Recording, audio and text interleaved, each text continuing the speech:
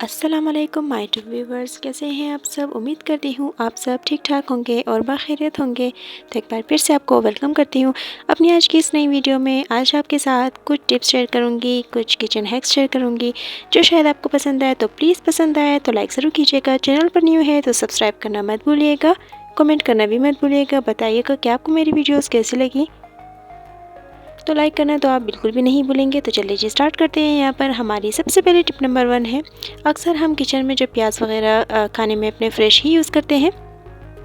तो जब प्याज आप यूज़ करें तो एक बात का ध्यान रखें कि अगर आप किसी ग्रेटर की मदद से प्याज काट रहे हैं तो बस प्याज के छिलके उतारने के बाद ये जो प्याज का ऊपरी हिस्सा है इसे मत उतारिए, क्योंकि इस तरह से आप ग्रेटर करने की आपको बहुत ही आसानी से ग्रेटर कर सकेंगे प्याज को। इस तरह से आपका हाथ भी नहीं कटेगा, बआसानी आप प्याज को पकड़ सकेंगे और प्याज आपके हाथों से स्लिप भी नहीं करेगा। तो बस अब आप देखिए कितनी जल्दी से मैंने ग्रेटर की मदद से इस तरह से प्याज कट कर लिए हैं। तो है ना ये भी कमाल की टिप। देखने में तो बहुत ही छोटी सी टिप्स है मगर हमारे बहुत ज़्यादा काम आती है।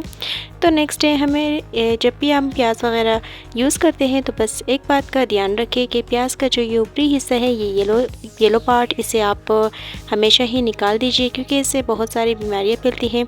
अगर पता ना हो तो आप यूट्यूब पर सर्च कर देख सकते हैं कि इस येलो पार्ट से बहुत सारी बीमारियाँ भी हो सकती है आपको।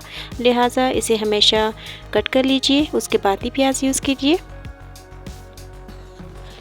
तो बस जी नेक्स्ट टिप है हमारी, अक्सर हम चूल्हे से जो भी चीज़ें जैसे देचकियाँ हो गरम या फिर प्रेशर कुकर हो या फिर इस तरह की गरम चनक हो, हम अपनी टाइल्स पर काउंटर पर इसी तरह से रख देते हैं, जिसकी वजह से हमारी टाइल्स ख़राब हो जाती है, जल जाती है और बिल्कुल वाइट निशान आ जाते हैं। बस ऐसा मत कीजिए, गरम बिल्कुल भी नहीं रखें।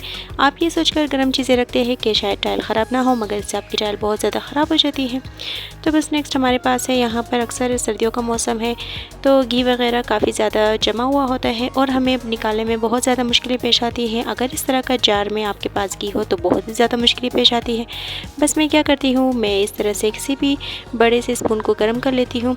जब स्पून अच्छी तरह से गर्म हो जाए तभी मैं इस स्पून की मदद से मैं घी निकाल लेती हूँ। इस तरह से आसानी से घी निकल जाता है, ज़्यादा मुझे मेहनत भी नहीं करनी पड़ती। तो जनाब चलते हैं अपनी नेक्स्ट टिप की तरफ। तो अक्सर सब्ज़ी वगैरह हम बाहर से लाते तो हैं, इन्हें फिर वॉश भी कर लेते हैं, मगर हर चीज़ को वॉश करने का अपना एक तरीका होता है। बस ये नहीं कि वॉश किया और रख दी उसकी जगह पर। बस ये सबसे पहले तो यहाँ पर यही कहूँगी कि जब भी आप इन सब्ज़ियों की जो प्लास्टिक्स वगैरह होती है वो डिस्कार्ड मत कीजिए, आपके बहुत ही ज़्यादा काम आने वाली है। बस इन्हें एक ही जगह रख दीजिए इस तरह से गिरा बनकर, क्योंकि जब कोई भी कचरा वगैरह हमें अलग से फेंकना होता है डस्टबिन में, आप इस प्लास्टिक को यूज़ कर सकते हैं। तो बस यहाँ पर अब चले इन्हें वॉश कर देते हैं। तो सबसे पहले यहाँ पर हम इन्हें जो वॉश करेंगे सारी चीज़ें अलग अलग रख देंगे। यहाँ पर 2 ही मेरे पास बास्केट्स हैं, इन्हें मैं इन दोनों में ही मैनेज कर लूँगी। तो बस यहाँ पर सबसे पहले यहाँ पर इन्हें वॉश कर लेते हैं। तो इन्हें वॉश करने के बाद जब इन्हें मैंने वॉश कर लिया तो अब वहाँ पर मैंने जहाँ पर इन्हें रखना था वहाँ पर रख दिया। नीचे मैंने एक प्लेट या कोई भी ट्रे मैंने रख दी थी। तो बस अब इन्हें टमाटर वगैरह को वॉश करते हैं। इन्हें मैं वॉश करने के बाद तो बस यहाँ पर जो ये पुदीना और हरा धनिया था इन्हें मैं वॉश कर लूँगी। तो यहाँ पर सबसे पहले मैं इनका रबर बैंड निकाल लूँगी। रबर बैंड निकालने के बाद मैं इन्हें वॉश कर लूँगी, फिर वापस रबर बैंड लगा लूँगी ताकि इधर उधर इसके जो पत्ते हैं वो बिखरे ना और फिर मुझे पिक करने में भी आसानी हो। और इस हरे धनिए को और पुदीने को मैं किसी भी बाउल में या किसी भी छोटी सी देचकी में भिगो कर रख दूँगी और थोड़ा सा नमक डाल दूँगी, क्योंकि इसके अंदर जो तेज़ाबियत होती है वो चली जाएगी और जो भी बैक्टीरिया वगैरह होगा वो सारा चला जाएगा। फिर दोबारा से मैं इस पानी को वॉश कर लूँगी। तो बस इन्हें मैं इस छोटी सी देचकी में रख दूँगी, साथ में ऊपर पानी डाल दूँगी और वापस मैं इन्हें रबर बैंड से बांध रही हूँ ताकि इधर उधर बिखरे ना। और जब मैं इन्हें फ्रिज में भी रखूँगी तो बस सेक्शन बनाकर रबर बैंड की मदद से बांध कर रख दूँगी। तो बस यहाँ पर मैं इसमें नमक डाल रही हूँ। अब इसे मैं 5 से 10 मिनट के लिए सोक कर पानी में रख दूँगी। फिर उसके बाद पानी वॉश कर इन्हें ड्राई कर लूँगी। बस फिर लास्ट में ये हरी मिर्चें मैंने अलग से यहाँ पर किसी छोटी सी बास्केट में डाल दी है ताकि इधर उधर ये किसी भी बड़ी सब्ज़ी के साथ मिक्स ना हो और फिर मुझे लेने में भी आसानी हो। और ये जितना भी सारा कचरा था इन सब्जियों को ये मैं अलग से प्लास्टिक में डालकर किसी भी डस्टबिन वगैरह में फेंक दूँगी।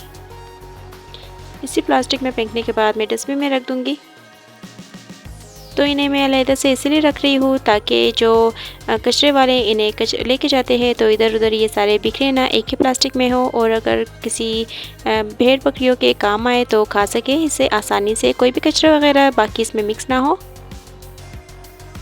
तो बस यहाँ पर मैंने इन सारों के नीचे यहाँ पर कोई क्लॉथ वगैरह, मोटर टॉवल वगैरह बिछा दिए है ताकि इसका पानी काउंटर पर फैले ना और सारी चीज़ें ख़राब ना हो। बस ये छोटी छोटी सी टिप्स है जो आपका सलीका मन ज़ाहिर करती है। तो जी नेक्स्ट है हमारे पास अक्सर सर्दियों में कोट वगैरह ज़्यादा यूज़ होते हैं हमारे घर में, तो इन्हें रखने के लिए जगह भी तो चाहिए होती है, मगर स्पेस बनाने के लिए इनका अच्छे से तय होना भी बहुत ज़रूरी है। तो जी चलिए आपको बताती हूँ कि आपको इन्हें अच्छे से तय कैसे लगानी है। सबसे पहले तो जैसे कि आप यहाँ पर देख रहे हैं, इसकी दोनों स्लीव्स अंदर की तरफ आपने फोल्ड कर लेनी है। बस यहाँ पर अच्छे से आपने अंदर की तरफ फोल्ड कर लेनी है, बिल्कुल भी टेढ़ी मेढ़ी ना हो, इससे आपका जो कोट है वो ख़राब हो जाएगा। बिल्कुल एकदम से इसी तरह से आपने फोल्ड करना है इसे। ऐसे नहीं है कि आपको इसे फोल्ड करने के बाद ये बिल्कुल ख़राब हो जाएगा, रिंकल्स इसमें पड़ जाएंगे, बिल्कुल भी नहीं होंगे। बस इस तरह से फोल्ड करके किसी भी आपके पास अगर ऑर्गेनाइज़र वगैरह है आप उसमें रख सकते हैं। और यहाँ पर बच्चों की जो हुडी वगैरह है इसे भी आप देखें कि मैं कैसे फ़ोल्ड करती हूँ। बहुत ही आसान सी टिप्स है ये, आप आजमाएंगे तो बहुत ही पुरसुकून हो जाएंगे। बस इसी तरह से स्टेप बाय स्टेप आपने फोल्ड करते जाना है। तो आप देखिए इतनी बड़ी हुडी किस तरह से बिल्कुल छोटी सी हो गई है और ये आपकी ज़्यादा जगह भी नहीं गिरेगी। जिस ऑर्गेनाइज़र में या जिस कबर्ड में आप रखेंगे बआसानी से ये आ जाएगी। तो जी अब नेक्स्ट है हमारे पास अक्सर ये स्वेट शर्ट जो होती है ये काफ़ी ये भी ज़्यादा जगह घेर लेती है क्योंकि बहुत ज़्यादा होती है और बहुत ज़्यादा पहनी भी जाती है सर्दियों के मौसम में। तो बस इनके लिए तो मैंने एक ऑर्गेनाइज़र ले लिया है इनको तरीके से रखने के लिए, मगर इन्हें फ़ोल्ड करना भी तो ज़रूरी है। इसी तरह से मैं सारे को फ़ोल्ड करती जाऊँगी ताकि ज़्यादा जगह ना घेरे। स्टेप बाय स्टेप इसी तरह से मैं प्रोसेस दोहराती जाऊँगी।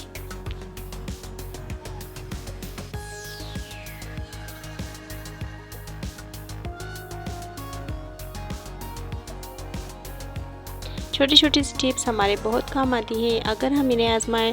वैसे तो अगर आपको देखने में मुश्किल लगे, जब आप करेंगे तो बहुत ही ज़्यादा इजी और आसान लगेगी आपको। वो कहते हैं ना, थोड़ी सी मेहनत हर जगह को बहुत ही अच्छी तरह से ऑर्गेनाइज़ कर देती है।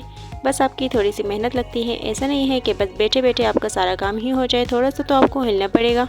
बस यहाँ पर जितने भी सारे स्वेट शर्ट्स थे वो सारे मैंने इस ऑर्गेनाइज़र में रख दिए हैं ताकि एक ही जगह पर रहें। अगर आप इसे तेल लगाकर एक दूसरे के ऊपर रखेंगे तो आपको लेने में भी बहुत मुश्किलें पेश आएगी। जब आप इसी तरह से रखेंगे तो आपको लेने में बहुत ही ज़्यादा आसानी होगी।